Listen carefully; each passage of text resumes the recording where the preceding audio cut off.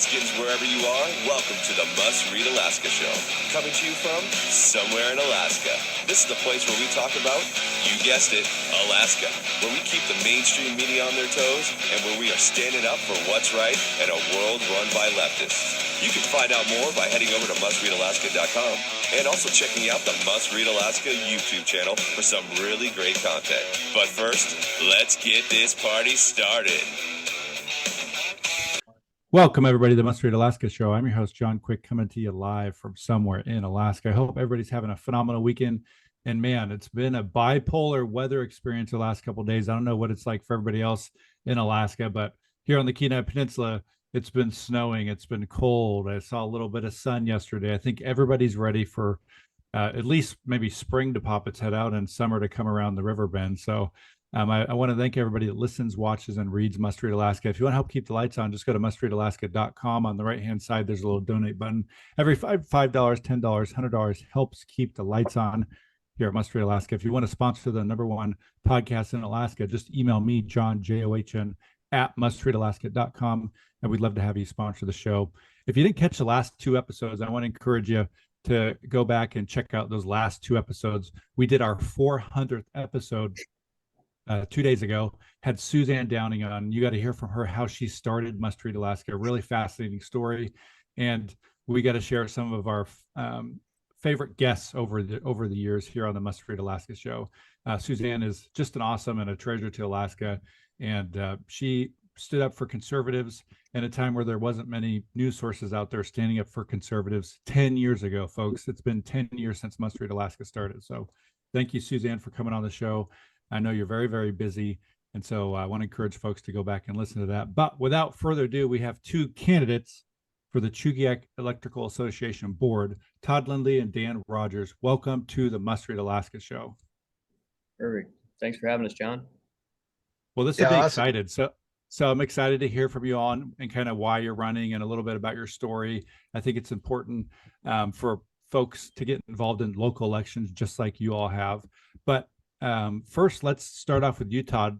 Why are you running for this board? I know that it's a board. You know, there's only so much energy. It seems like in Alaska. It seems like, you know, from this last winter, acreage was running out of natural gas and all that kind of stuff. It's a very important board to be on. So why are you running? You know, honestly, John, it's a really good question. It's not something that I wanted to do, but as over the last year, what we've watched the boards being taken over by different people, and those people have a very much green and renewable future in mind for the board. It just seemed like we were making decisions that were absent any kind of analysis of the holistic picture.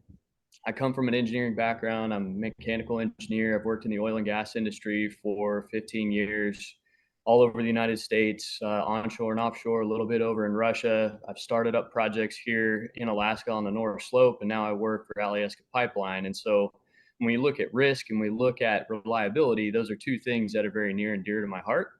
So when you see the Chugach board start making decisions around supporting renewable portfolio standards, looking at rate cases that don't actually take into effect things like affordability, but social type and environmental justice type causes. Those are the things that I think members need to know more about. And I felt compelled to be able to get in there to try to bring a little bit more of maybe a technical analysis. And that's kind of where Dan and I teamed up to be able to bring that.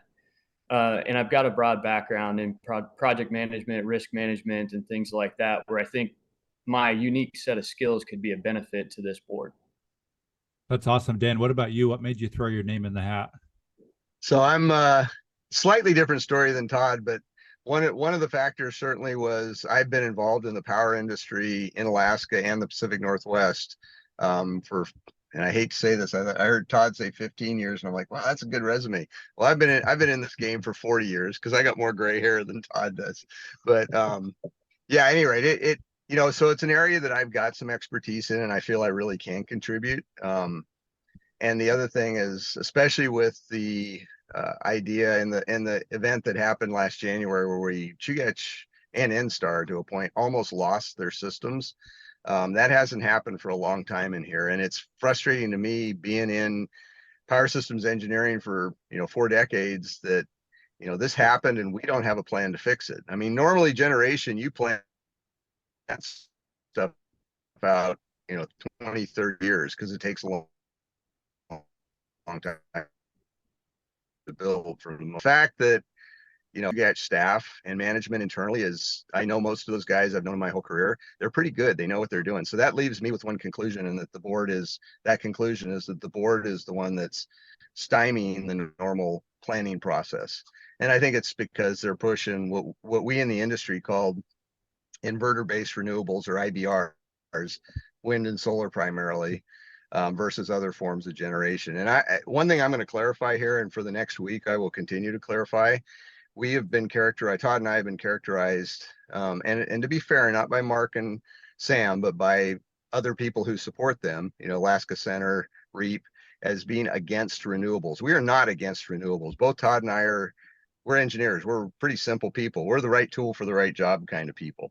I mean, I've pushed hydro in the state for my whole career. I was aghast when they bailed on Susitna. If we would have built Susitna in the 80s, we would have 6-cent power now instead of 23-cent power. And for the guys that like their EVs and all that stuff, we would have enough power to even do all that. It's just we have stayed away from good solutions because they don't fit people's ideological views of the world. And wind and solar isn't going to do it for us. I mean, we probably don't have time to get into that, but that's an energy that contributes to the energy part of the power system. It doesn't contribute to the on-demand capacity power side of the power system. In other words, when you turn your light on somewhere, someplace in the system, a throttle has to crack open just a little bit. You don't have that kind of control with wind and solar. You do with hydro, you do with geothermal, you do with gas turbines, you do with clean coal, but you don't have it with wind and solar. So, Todd, next question is to you. What separates you from your opponents? My guess is there's some very drastic differences. Well, it's an interesting question, right? Because if you look at Sam Kaysen and Mark Wiggin, as you've got an attorney with decades of contract and litigation experience, and then you've also got a former deputy DNR commissioner. So, I mean, in terms of my experiences, I bring a lot of oil and gas to the conversation where Mark Wiggin, who's the previous deputy DNR commissioner, should have. The difference is Mark has been very vocal about deep penetration of renewable into the Chugach portfolio, and has spread some skepticism around, can the natural gas actually be there? And even has said that, he's worked in these fields. Where my position differs is I don't believe there's a natural gas shortage. There's a contract and economic supply shortage. And there's two parties that come to, the table when we start talking about how do you put fixed firm gas contracts in place to protect the largest source of energy in your portfolio. And right now what we're seeing is Chugach's contracts are going to end up expiring in 2028. And that's an area where I don't know that I have a particular expertise in, but what I can see coming is if 82% of all of Chugach's electricity is generated from the production of natural gas, and we have a contract expiring in 2028, what are we doing to fill that gap? Mark Wiggin would tell you we're going to go and we're going to put in wind and solar, but those are very cyclical. They're dependent on when the wind is blowing and the sun is shining. And as Dan pointed out, if we look at January of this year, Fire Island Wind making less than 2% of its installed capacity. At Clutna Dam, 100% of its installed capacity. So those are the kind of things that when we look at in terms of energy density and what can we actually provide. And that's where I'm looking to differ myself is we need to protect first things, which is our portfolio is made up of primarily natural gas, and our customers depend on that for reliability and affordability.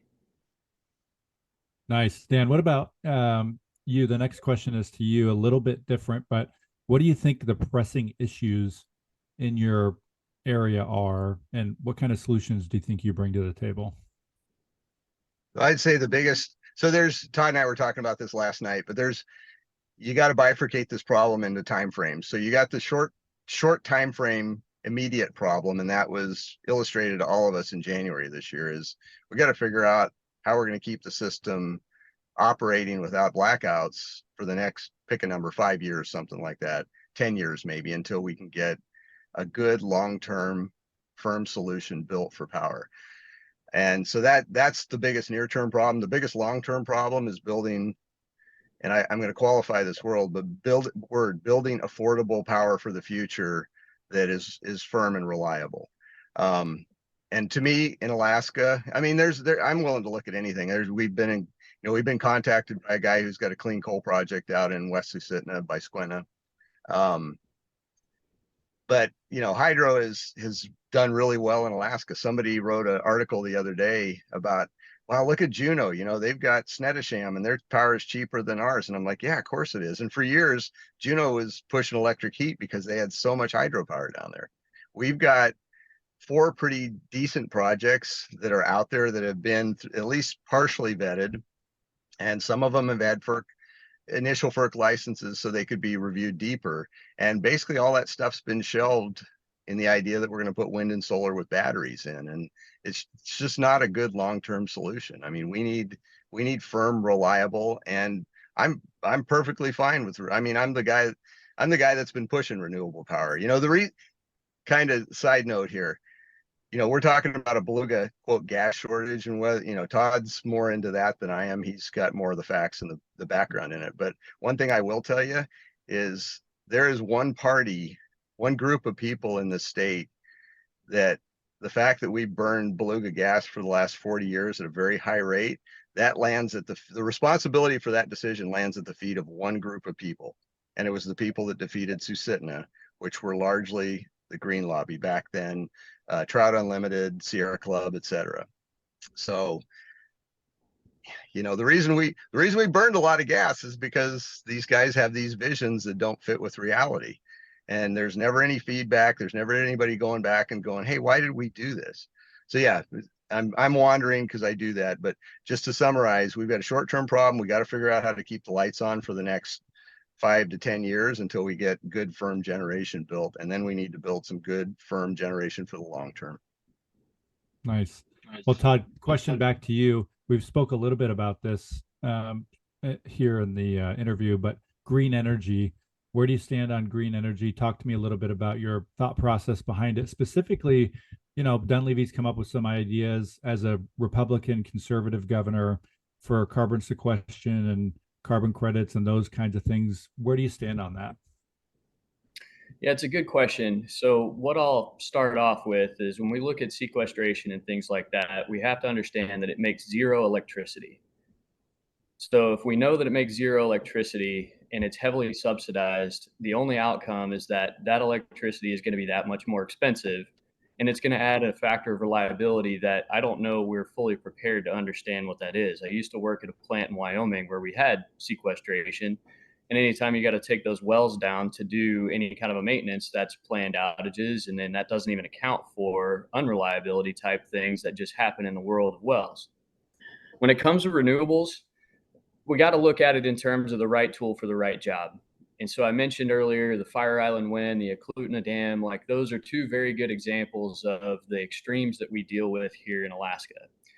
And if we're counting on solar and wind to provide that firm power, especially at the periods where we have highest demand, I think we're fooling ourselves because it requires a lot of storage and things that don't exist today. It requires transmission systems that don't exist today. And we're artificially now, when we subsidize those energy sources, we're making the traditional energy sources like natural gas, coal-fired power, hydro that much more expensive. And so when we look at renewables, we have to look at it in terms of, can they compete on their own? What service will they provide? And then will these independent power producers, because energy legislation is one of these that is a very hot topic for me, because all of the bills that are there right now, in effect, would look to dismantle a lot of what the utility is responsible for providing in terms of reliability and affordability. So if you defer that reliability onto the customer or onto an independent power producer, where they're providing solar at 6 months out of the year, what are they supposed to do in the heat of the winter? You're going to get very expensive coal, natural gas, whatever it may be, at a price that we haven't factored in because it's on demand. And so I think those are the conversations that are missing in terms of the renewables, as well as whether it's carbon offsets, carbon sequestration, wind, solar, nuclear, you name it, right? Is we know what works. We need to maintain first things, which is firm power. And then we can start looking at how you diversify that in the future. So Dan, question to you is this: are you hopeful for Alaska? Do you think we still have better days in front of us? Or are we past the heyday and we're just kind of trying to twiddle our thumbs and see how we can hop along? What's your thoughts? So the quick answer to the question is I live here. This is my home. My folks homesteaded in South Anchorage. Actually, my wife is living at a home we have in Arizona now because after 34 years, she's done with the cold.